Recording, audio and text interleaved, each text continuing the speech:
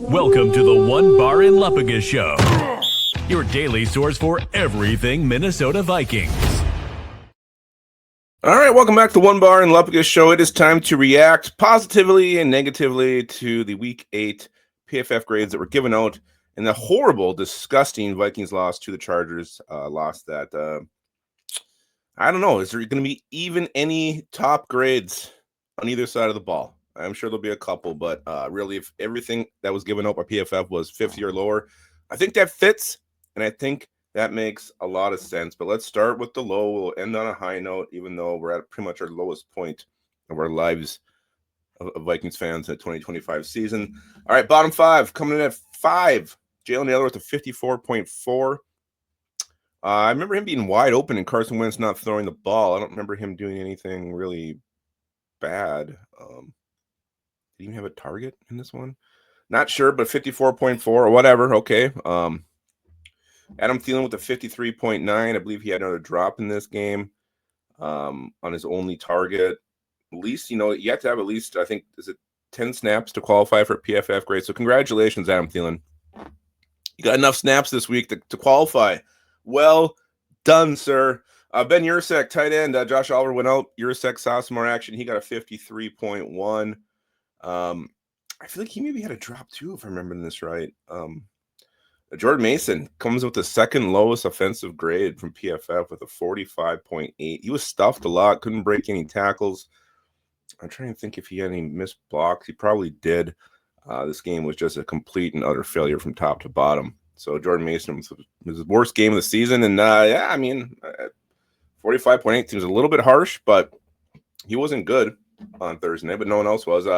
And no surprise here, the offensive player with the worst grade from PFF, and 100% agree, is Carson Wentz with a 35.4.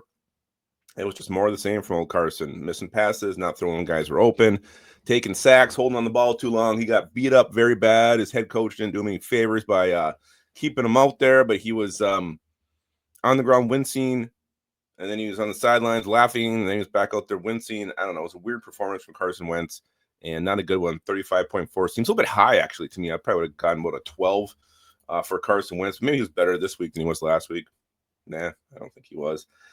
All right, let's go over to defense here, and let's go with the bottom 5 first, and then we will go over to happy times and talk about the top graded players. Number 5, lowest graded defensive player was Byron Murphy with a 55.5. Just some coverage issues in this one. I know Lam McConkey that was on Okuda. Was wide open at one time. The tight end Gadsden we had no answer for. So anybody in the secondary deserves to be on this list. Byron Murphy of 55.5, not as scathing as some of these other players. Jeff Okuda with a 46.4. Just mentioned him getting smoked by McConkey. Not even close. Javon Hargrave, again, a guy who's been borderline not getting enough snaps even beyond this list. He got a 34.8. He's kind of fallen off the map the last couple of weeks. Not sure what's going on with old Javon. I think he's got something going on, but he's never on the injury report. Blake Cashman with a 29.7. Chargers ran all over us. If you guys don't remember, 200-something total yards. Cashman, inside linebacker, supposed to shore that up. He didn't do it. He didn't do it at all. 29.7. Seems a little bit low, but again, the fact that he's the second lowest grade defensive player, not overly surprising. And then Isaiah Rodgers, I think for the second week in a row, Isaiah Rodgers in a bit of a slump here, 29.3. His back end's been struggling. His defense been struggling. Brian Flores needs to get his boys turned around and figured this out. And like Blake Cashman said last week, they got to nut up. They have to nut up because this is utterly embarrassing and gross. All right, guys, let's before we get in defense, this video is brought to you by Kalshi. Get over to Kalshi. Use the promo code OneBar. Get $10 off your first 100 when you trade. And Kalshi's fantastic. Legal in all 50 states. Better odds. There's no house. These are all, you're going against real people. No limits. You don't get cut off. Live trading. These scores, they change as the games change. And let's just get into some college football today. UCLA at Indiana. I mean, look at that one. 92-8. You never see it that far. Let's see here. The Gophers here. Just trying to see what that looks like. Freaking Gophs. All right, so yeah, I mean, Oklahoma, Texas Tech, another one that's just completely. But this is as the game goes on, these are going to change, and that's when you got to watch it and jump on at the right time with Kelce. Flexibility, transparent pricing, and it's beyond the NFL. I know we've been showing college football here, but we got politics, we got pop culture, all kind of things you can wager on with Kelce. Again, use the promo code OneBar, $10 off your first 100 trade. Thank you, Kelce, for sponsoring this video. And let's hop back into the grades. And we're going to get positive here. We're getting so positive. Let's go defense. Jonathan Grenard is 66.7. I thought Grenard played his ass off. He was one of the few players I actually thought put forth maximum effort in this game.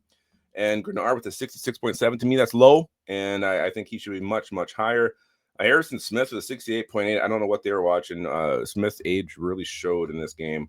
Looks slow at times.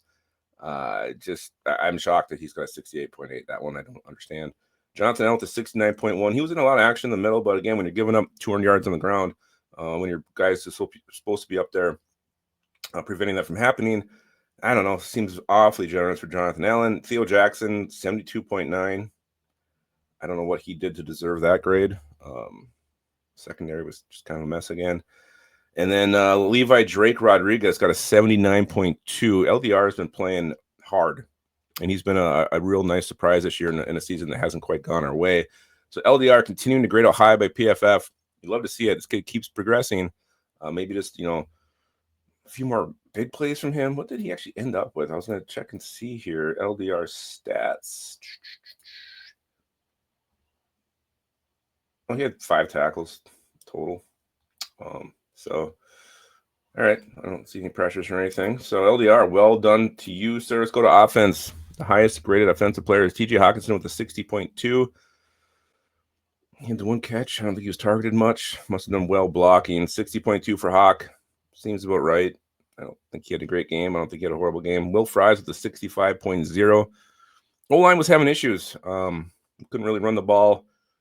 Carson Wentz had a little bit of time, but 65.0 for Will Fries. Blake Brown with a 66.8. I thought he did play better as a whole than he did last week against the Eagles. No bad snaps. Don't remember seeing him getting completely schooled up the middle. So 66.8 for him. Jordan Addison with a 68.6. Let's see. He had a touchdown. I mean, I don't remember him like dropping any passes or anything. Not a lot of action for him during the Chargers game, but 68.6 for Addison. Maybe he didn't block well. I don't know. Again, no one knows PFF's formula, what they use, what they go by. But 68.6 for Jordan Addison. Justin Jefferson is your highest rated offensive player, 78.7. He came to play. He was about the only one who really wanted to be there on offense. Justin Jefferson had a really big first half and then kind of, wasn't getting the targets in the second half. But he did play hard. And, the leader of this team, you want to see that every single week. And he's been bringing it every single week. Stats aren't quite there. Overall, it's a disappointing season. But he did, become the youngest player to reach 8,000 receiving yards. So congrats to Justin Jefferson for that. Congrats to you guys for watching this vid. And again, PFF, sometimes what we see on the field doesn't match how they grade. And sometimes it does. But let me know what you think with the PFF grades. Do you think they're on par? Do you think they're right? Do you think they're completely off? And don't give up on this team yet. Don't give up on us. We got a long season to go. And we'll be here every single step of the way. Hit up Kelce, promo code OneBar, and keep your skull in your hole.